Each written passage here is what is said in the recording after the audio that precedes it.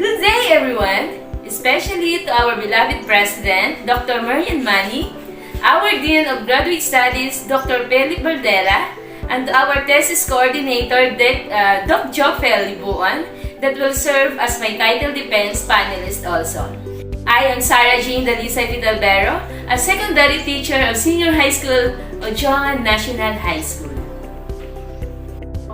Today, I am presenting to you the three title proposal, namely Workplace Environment and Professional Development of High School Teachers in Untitled and Fetalvero District.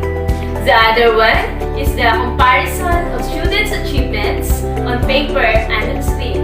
And the last is the level of effectiveness of career counseling program as perceived by the students. I believe that this title is very helpful to the educational system nowadays. So let me start. Environment and Professional Development of High School Teachers in the Untitled and Fetalvero District. Continuing professional development is one of the things that are being encouraged to the teachers, elementary, secondary, or even tertiary. No matter what the nature of their job is, they are asked to continue studying and get their master's degree or even the doctor's degree. The primary purpose of this should be develop the skills and the knowledge of the teachers to be a better educational system.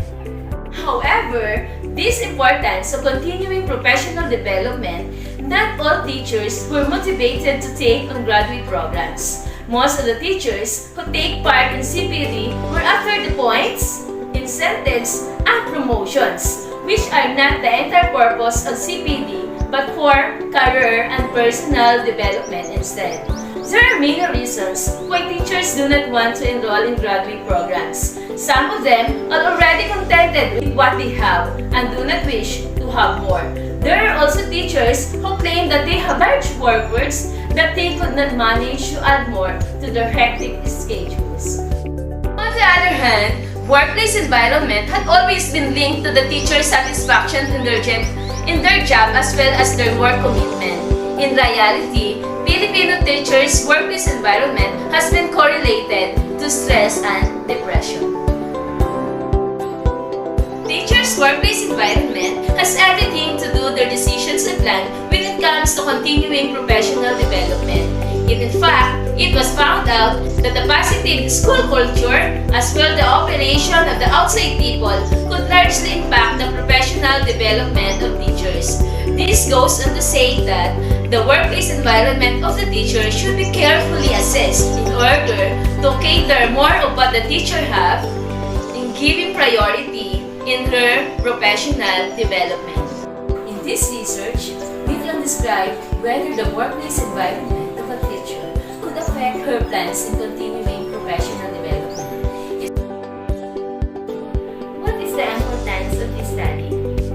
After we find out that workplace environment greatly affect the plan of teachers in continuing professional development, we could recommend action plan or either formulate a program such as comprehensive training or seminars to our teachers to aware them the importance of professional development in their career. In this study, it will answer the respondents' level of satisfaction with the condition of their workplace. To know the percentage of the respondents plan or who are already taking the graduate programs and percentage of the respondents agree that their plan on taking graduate program is affected by their workplace. My second title proposal is a level of effectiveness of career counseling program as perceived by students. Career Counseling Program is a program mandated by the Department of Education aiming to give students a vision of their future. Senior high school students were asked to wear something that is close to their dream job and make a description of such. In this way, the students were imprinted on how it would look like until they achieved their goals in life. In some cases, the students were given modules that will guide them in choosing what career path they will take and things that will cost them once they have made the decision. In reality, the students appreciate the career counseling program and value in giving them a wide range of choices on for according to the students, resources available at their school for career counseling and guidance programs are not very effective. This will be quite alarming, as insufficient and ineffective career counseling and guidance could be disastrous to the student futures.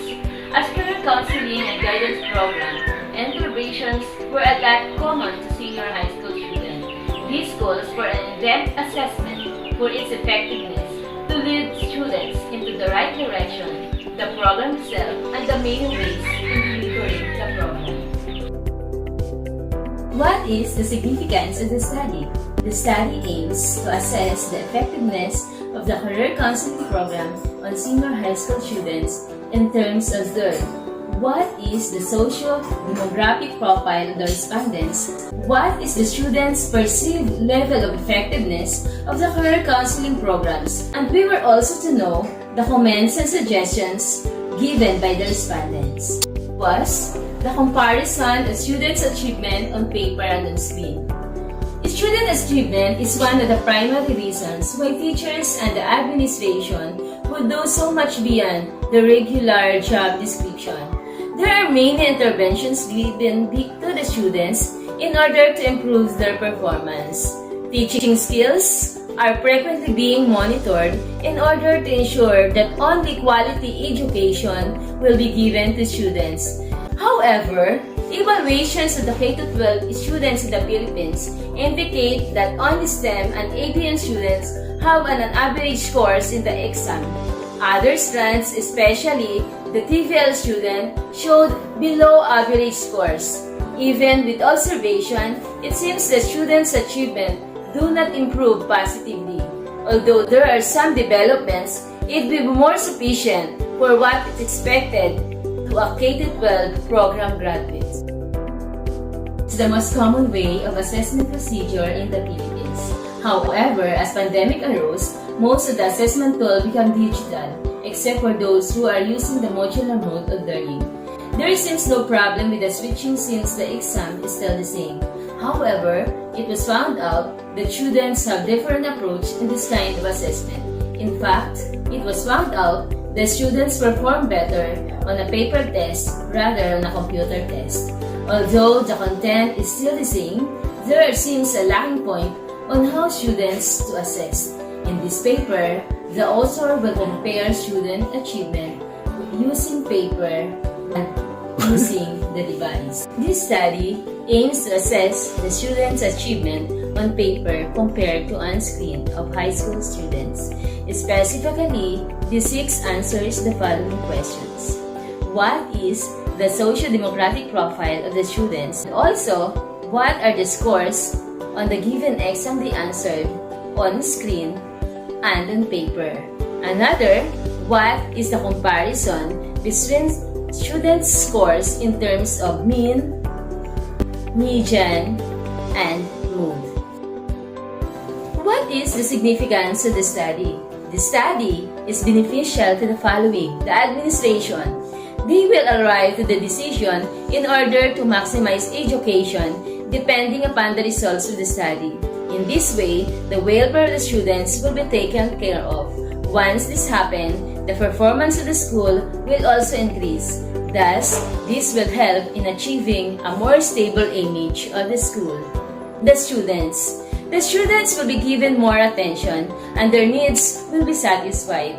In addition, their learning will be facilitated more smoothly as they will be evaluated in the way most suitable to them.